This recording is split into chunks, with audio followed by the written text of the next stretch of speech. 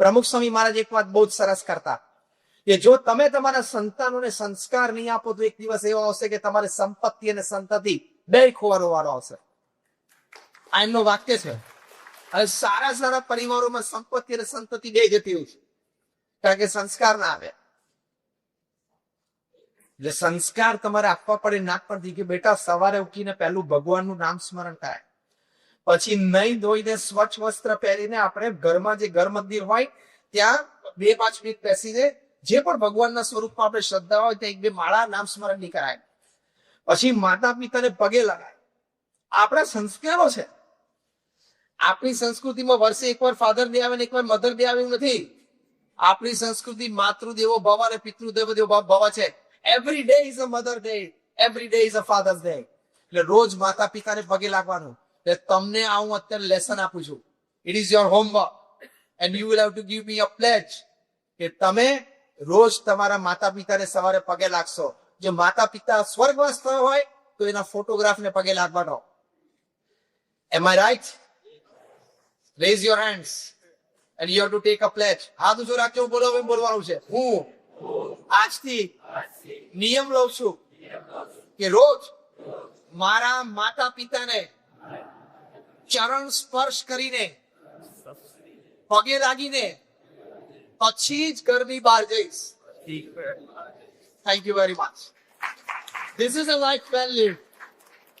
આપણે શ્રવણની ઓલાદો છીએ, ખબર છે ને? જે શ્રવણે એના માતા પિતાને ખભા ઉપર લઈને તીર્થયાત્રા લઈ ગયા ને એનું લોહી, એનું ડીએનએ, એનું જીન્સ આપણામાં છે. આ આપણા સંસ્કાર છે. અને આ તમે કરશો ને, see the positive atmosphere in your house, see the divinity in your home, see the unity getting strengthened in your family members, and see the love among your family members. Unbelievable level. અને માતા પિતા કદાચ વૃદ્ધ હોય ને બેડરૂમમાં સૂતા હોય ને તો સૂતા હોય ને ઉઠાડવાની, ત્યાં પગે લાગી જતું રહેવાનું. પણ start it from જે ટુડે બોલે ટુડે કરજો, ટુમોરો બોલે ટુમોરો કરજો, પણ સ્ટાર્ટ કરજો. પછી આમ કે સંસ્કાર છે કે માતા પિતાને પગે લાગ્યા. વિદ્યાર્થીઓ આપણા બાળકો સ્કૂલે ભણવા જાય ત્યાં વ્યવસ્થિત ભણે, ત્યાં સંઘ સોબતનું ધ્યાન રાખે, એ બધું શીખવાડવું પડે. તમારે કેવું પડે બેટાને કે જો સ્કૂલમાં તારે કોઈ ડ્રગ લેતો હોય, બીજું ત્રીજું, એની સાથે આપણે બોલવાનું નહીં. એ બધી વાતો તમારે ઘરે કરવી પડે. તમને અત્યારે બોલિવૂડના 5 નામ પૂછું, તમે મને 10 નામ આપશો. આઈપીએલ ના 5 નામ પૂછું તો 25 આપશો. और जो ત્રીજો પ્રશ્ન પૂછું ને તો ભલભલા ફેલ થશો કે તમારા સંતાન દીકરા દીકરીના 5 મિત્રોના નામ મને આપો. જે બધા માથું વધારે માંડ્યા. તમારી મને બોલિવૂડ ને આઈપીએલ વગર તેની છે તમારા છોકરા જીજોડા હરે ફરે છે, જાત જાતની વાતો સંસ્કાર શીખી લાવે છે. What is more important for you? પેલું તમે ન ચડવું નથી કહેતા. As an enlightened citizen we must know everything. એક જાગૃત નાગરિક તરીકે બધું જ જાણીએ, બધી ઇન્ફોર્મેશન હોય, પણ જે આપણને ઇફેક્ટ કરે છે એની ઉપર તો ફોકસ અને કોન્સન્ટ્રેશન રાખવું પડે કે નહીં? તો એ આપણા સંસ્કાર છે.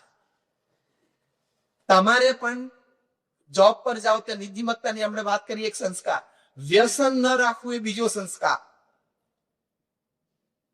ટબેકોથી માંડીને આલ્કોહોલથી માંડીને કોઈ પણ જાતનું વ્યસન નહીં. વ્યસન તમે રાખો છો ને એટલે તમારું એક નામ તો જે તમારે મા બાપે પાડ્યું છે એ છે, અને બીજું નામ તમારું ગુલામ છે, કારણ કે તમે વ્યસનના ગુલામ થઈ ગયા.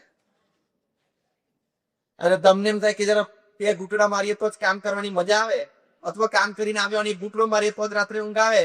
એ તમે માનસિક રોગથી પીડાવ છો એટલા માટે. વ્યસનની એ જ વ્યક્તિને જરૂર પડે who is mentally weak.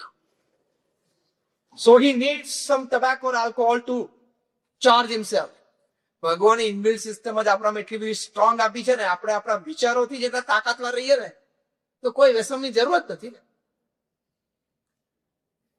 અમે 8 કલાક કામ કરીએ. છેલ્લા 1 મહિનામાં હું અમેરિકાના 12 થી 14 સ્ટેટમાં ગયો, 35 થી 40 સિટીઝમાં ગયો, અને 55 થી 60 ટોક્સ આપી. કઈ વ્યસનની જરૂરત પડતી? આપણી ઇનબિલ્ટ સિસ્ટમ સ્ટ્રોંગ ના કરીએ, એક જ વિચાર કરીને એનર્જીમાં આવી જઈએ.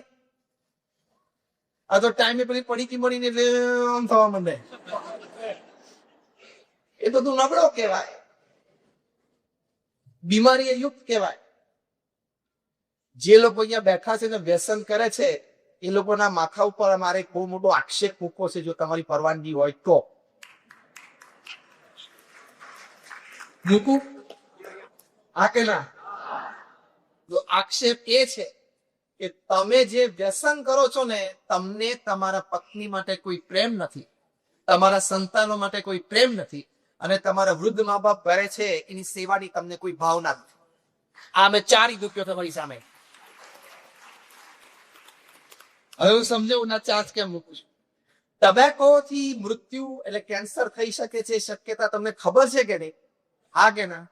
છતાં તમે તમાકુનું સેવન કરો છો, એનો મતલબ શું? તો કે સબકોન્શિયસ માઇન્ડમાં તમને ખબર છે કે આનાથી કદાચ કેન્સર થઈ શકે, કદાચ હું મરી શકું, ભલે હું મરી જાઉં, ભલે મારી પત્ની વિધવા થઈ જાય, મારા બાળકો બાપ વગરના થઈ જાય, મારા વૃદ્ધ માતા પિતાને ગરડી ઉંમરે કોઈ સેવા કરનાર ના હોય, એ ત્રણેયની મને કોઈ પડી નથી, મને મારી પડી કિવાની છે, સાબિત થયું ને? હા કે ના? It is proved. I am doing something logical. એટલે તમને તમારા પત્ની અને સંતાનો કરતા પડીકી વધારે વાલી છે એવું સાબિત થયું. હા કે ના? બોલો.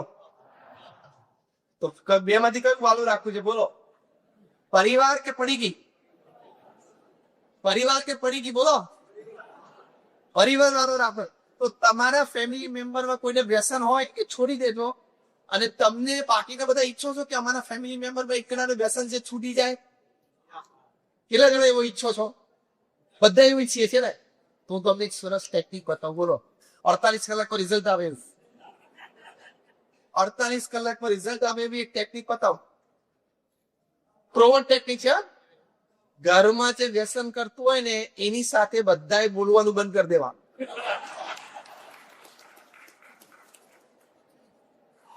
કામ વ્યવહાર બધું કરવા, ટાઈમે જમવાનું આપવાનું હોય, ટાઈમે વ્યવસ્થા કરવાની, કામ વ્યવહાર બધું કરવા. સામે કઈક બોલો તો ખાલી હસવાનું, બોલવાનું નહીં. જે કેવું ચિઠ્ઠીમાં લખી મોકલી દેવાનું.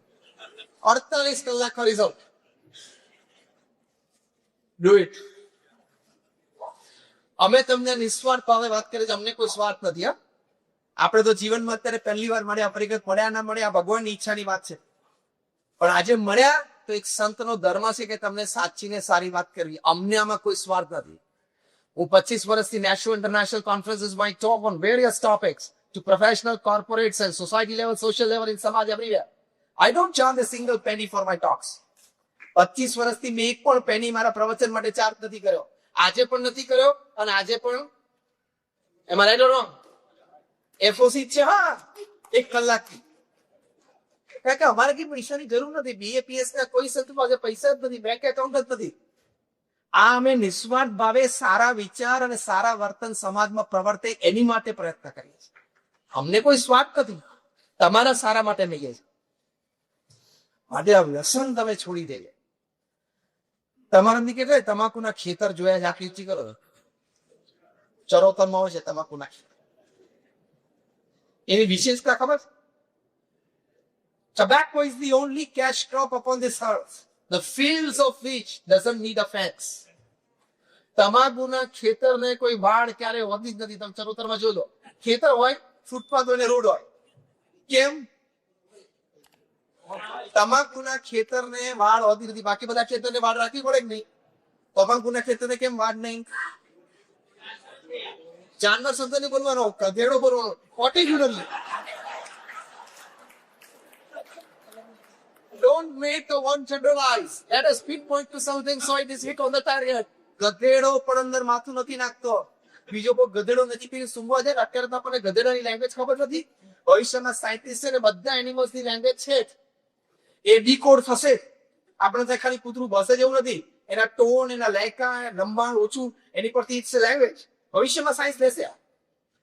તો જયારે ગધેડાની લેંગ્વેજ ડીકોડ થશે ને ત્યારે ખબર પડશે કે એક ગધેડું તમાકુના ખેતરમાં અંદર મોઢું નાખવા ગયું ને પાછળથી તે ગધેડું ઘોસ્યું ને એમ કહેતું હતું કે અલ્યા સજ્જન થા, આ પેલો પ્રાણી માણસ છે ને એનો ખોરાક છે, આપણા ખાનદાનનો ખોરાક નથી.